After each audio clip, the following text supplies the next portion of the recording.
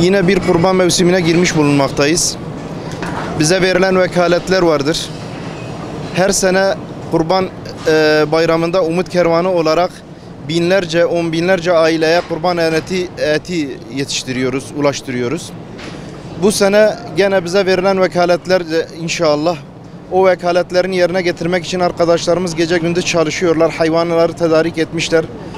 Hayvanlar şu anda kesime gidiyor yavaş yavaş. Allah'ın izniyle bu sene de binlerce aileye ulaşmak amacındayız.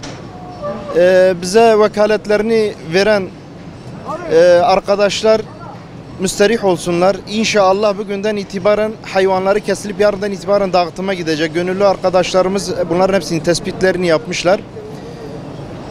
Biz daha fazla aileye ulaşmak amacındayız. Onun için hayır sahiplerinden umudumuz budur, isteğimiz budur. Bize ne kadar vekalet fazla verilirse, ne kadar hayvan sayısı fazla olursa,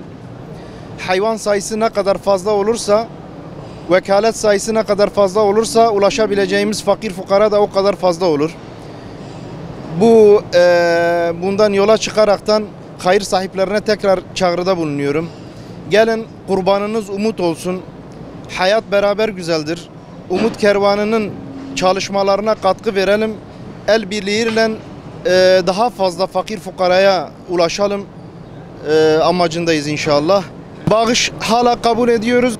Biz bu yüzden bağışları şimdiden de kabul ediyoruz. Yani ikinci, üçüncü gün ama geç kalmamak adına ne kadar erken olursa bayramı etsiz geçirmemek adına fakir fukaralara erken et ulaştırmak adına ne kadar erken verilirse o kadar iyi olur.